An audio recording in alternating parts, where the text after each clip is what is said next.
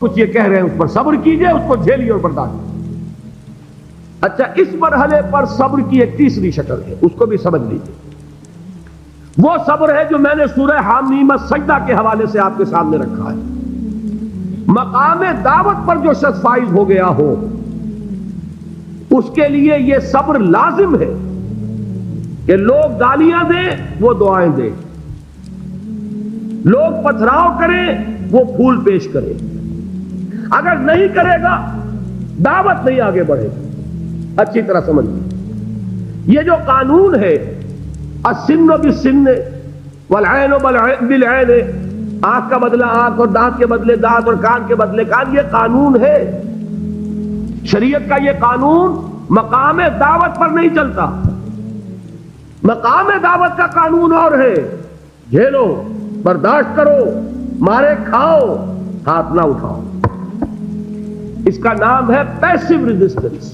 وہ میں نے کل کہا تھا نا کہ تین مجھے اصطلاحات آپ کو بتانی ہے اور اس کا مفہوم۔ تیسرے لیول پر جب آپ آ جائیں گے اقامت دین کی جد و جہد میں، اس کے لیے پہلا صبر کیا ہے؟ صبر محض۔ اب میرے پاس کوئی اور لفظ نہیں ہے ترجمہ کرنے کے لیے۔ صبر محض سے کوئی بات شاید بہت سے حضرات کی سمجھ میں نہیں آئے گی۔ صرف صبر کیا مانی؟ Passive resistance. لوگ گالیاں دیں تم دعائیں دو، لوگ تمہیں مار رہے ہو تم ہاتھ مت اٹھاؤ۔ یہ جو پیسو ریزسٹنس ہے مقام دعوت کے لیے یہ لازم۔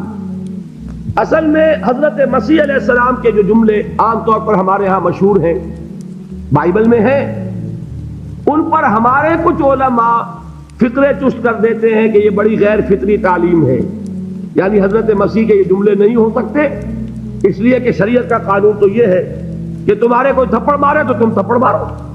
قصاص، وَلَكُمْ فِي الْقِصَاصِ حَيَاةٌ يَا أُولِي الْأَلْبَابِ، ہے کہ نہیں؟ اے ہوش مندو، قصاص میں زندگی ہے۔ بدلہ نہیں لوگے تو شریروں کی حوصلہ افزائی ہوگی۔ اس نے آج تمہارے تھپڑ مارا ہے، تم نے بدلہ نہیں لیا، کل وہ کسی اور کے لگائے گا۔ اس کو تو یوں سمجھیے نا کہ عادت پڑے گی۔ پھر معاشرے کی درستی کے لیے ضروری ہے کہ بدلہ ہو۔ ایک تھپڑ اس نے لگایا ہے تو تھپڑ اس کے لگے تو اس کے بھی 14 طبق روشن ہو، تاکہ کسی اور کو تھپڑ مارنے کی ضرورت اس میں نہ ہو۔ یہ صحیح ہے کہ معاشرے کی درستی اسی میں، لیکن جو دعوت کا معاملہ ہے بالکل جدا ہے، اس کے قانون اور ہے۔ حضرت مسیح کے الفاظ کیا تھے یا نہیں؟ بہرحال انجیل میں یہ ہے، اور میں جو بات عرض کر رہا ہوں وہ یہ ہے کہ وہ بالکل صحیح ہے۔ مقام دعوت کے دوران یہی طرز عمل صحیح ہے، اور یہی طرز عمل محمد رسول اللہ نے صلی اللہ علیہ وسلم اپنے ساتھیوں کو تلقین فرمایا۔ وہ کیا ہے؟ وہ الفاظ جو ہے انجیل کے وہ یہ ہیں کہ اگر کوئی تمہارے داہنے گال پر تھپڑ مارے بایاں بھی پیش کر دو۔ اگر کوئی تمہارا چغا لینا چاہے نالش کر کے تو تم اس کو کرتا بھی اتار کے دے دو۔ اگر کوئی تمہیں بیگار میں 1 کوس لے کے جانا چاہے تم 2 کوس اس کے ساتھ جاؤ۔ اس پر کہا گیا کہ یہ بڑی غیر فطری تعلیم ہے۔ یقیناً قانون کے اعتبار سے غیر فطری ہے، دعوت کے اعتبار سے یہ لازمی ہے۔ یہی دعوت کا یہی قانون ہے جو 12 برس تک مکے میں محمد الرسول اللہ نے نافذ کیا۔ صحابہ کو کیا حکم تھا؟ تمہیں کتنا ہی مارا جائے تم جواب میں کوئی کارروائی نہیں کر سکتے۔ نو ریزسٹنس، نو ریٹیلیشن۔ ریزسٹنس تو ہے، پیسو ریزسٹنس۔ ریزسٹنس کیا ہے؟ کہ پیچھے مت ہٹنا۔ وہ سارا دباؤ کیوں دے رہے تھے کہ تم اپنا تعلق منقطع کرو محمد سے صلی اللہ علیہ وسلم، تم توحید کو چھوڑو، اپنے آبائی دین میں آؤ۔ اسی کے لیے پریشرائز کر رہے تھے نا۔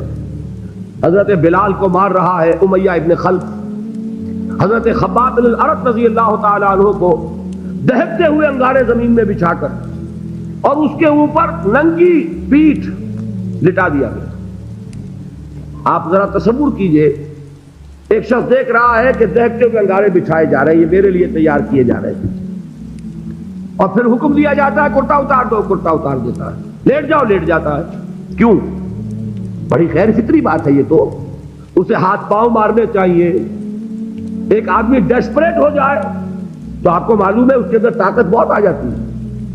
اسے نظر آ رہا ہو کہ مجھے تو بھون دیں گے، کباب بنا دیں گے، تو اگر اسے اجازت ہو 2-4 کو مار کر مرے گا. اجازت نہیں. محمد نے ہاتھ باندھ دیے صلی اللہ علیہ وسلم، تمہیں اجازت نہیں ہاتھ اٹھانے کی. یہ بعد میں سورہ نساء میں یہ الفاظ نازل ہوئے کہ اے مسلمانوں، ایک زمانہ یہ تھا کہ تمہیں حکم تھا کفو ایدیکم، اپنے ہاتھ بندے رکھو. You are not allowed to retaliate. ڈٹے رہو، جمے رہو، کھڑے رہو، صبر کرو، جھیلو، برداشت کرو، پیچھے نہ ہٹنا. نہ محمد کے دامن کو چھوڑنا صلی اللہ علیہ وسلم، نہ توحید کا دامن چھوڑنا، لیکن ہاتھ اٹھانے کی اجازت نہیں. بتائیے کہاں گیا قانون؟ قانون تو یہ ہے کہ بدلا لو، لیکن وہ قانون تو اس وقت نافذ ہوگا جب انقلاب آ جائے گا، اسلامی حکومت قائم ہو جائے گی، تب آئے گا نا قانون. ابھی مرحلہ ہے انقلابی عمل کا، ابھی تو انقلاب لانا ہے، اسلامی حکومت قائم کرنی ہے. اس پروسیس کے تقاضے کچھ اور ہیں. اس میں جو پہلا مرحلہ ہے وہ پیسو ریزسٹنس کا ہے، صبر کا.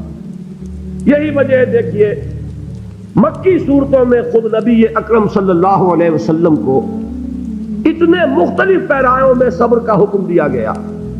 کچھ مثالیں میں دے چکا ہوں. وَلِرَبِّكَ فَاصْبِرْ، اسی طریقے سے وَاصْبِرْ كَمَا صَبَرَ أُولُو الْعَزْمِ مِنَ الرُّسُلِ، اے نبی صبر کیجئے جیسے کہ صبر کیا ہمارے اولو العزم رسولوں نے. وَاصْبِرْ وَمَا صَبْرُكَ إِلَّا بِاللَّهِ، اے نبی صبر کیجئے اور آپ کا صبر تو اللہ ہی کے سہارے ہے. وَاصْبِرْ لِحُکْمِ رَبِّكَ، یہ سورہ نون جس کی ابتدائی آیات میں نے آپ کو سنائی، نون والقلم وما یسطرون ما انت بنعمت ربک بمجنون، اس کا اختتام کیا ہوتا ہے؟ وَاصْبِرْ لِحُکْمِ رَبِّكَ وَلَا تَكُنْ كَصَاحِبِ الْحُوتِ إِذْ نَادَىٰ وَهُوَ مَكْظُومٌ، اے نبی صبر کیجئے اپنے رب کے فیصلے کا، انتظار کیجئے اور اس مچھلی والے کے مانند نہ ہو جائیے. مچھلی والا کون؟ حضرت یونس علیہ السلام. مچھلی والے نے اپنے دینی حمیت اور غیرت جو تھی اس کی وجہ سے اللہ کے حکم کا انتظار نہیں کیا، اپنی قوم کو چھوڑ کر چل دیے. نبی کا، رسول کا یہ معاملہ ہوتا ہے. جیسے کہ آپ کو معلوم ہے کوئی افسر ہے کسی حکومت کا، وہ اپنی پلیس آف ڈیوٹی کو نہیں چھوڑ سکتا.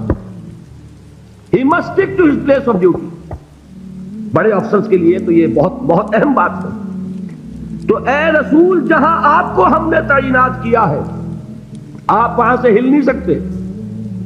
کہ ذرا مخالفت ہوئی، لوگوں نے فکرے تست کیے اور آپ کہیں اور چل دیے، دفعہ ہو، یہ بات نہیں سننا چاہتے، میں کسی اور کو سناؤں گا. ہو سکتا ہے نا، ہم تو کرتے ہیں نا یہ، اس لیے کہ ہمیں تو اللہ نے کہیں تعینات تو نہیں کیا نا. اگر ایک جگہ کے لوگ بات نہیں سنتے، چلو بھائی ہم کہیں اور جائیں گے، وہاں بات سنائیں گے. لیکن رسول کا معاملہ ہوتا ہے جو اس کی پلیس آف اپوائنٹمنٹ ہے، he cannot leave his place without the express permission of Allah subhanahu wa ta'ala. آپ نے یہ سنا ہوگا، سیرت کی تقاریر میں پڑھا ہوگا کہ مدینے کی طرف ہجرت کی اجازت حضور نے تمام صحابہ کو دے دی، خود منتظر رہے جب تک کہ اللہ کی طرف سے اجازت نہیں آ گئی. حضرت ابوبکر پوچھتے رہتے تھے حضور اجازت آ گئی کہ نہیں؟ نہیں ابھی نہیں آئی. حضور اذن آ گیا؟ نہیں آیا. ابھی نہیں آیا. حبشہ کی طرف سب کو بھیج دیا، اجازت دے دی جو جانا چاہے چلا جائے. حضور کی صاحبزادی جو حضرت عثمان کے نکاح میں تھی وہ بھی ہجرت کر رہی، لیکن حضور تو نہیں گئے. رسول نہیں چھوڑ سکتا اپنی جگہ کو. یہاں تک کہ تمام تقریباً صحابہ چلے گئے، حضور رہ گئے، حضرت ابوبکر رہ گئے، حضرت علی رہ گئے.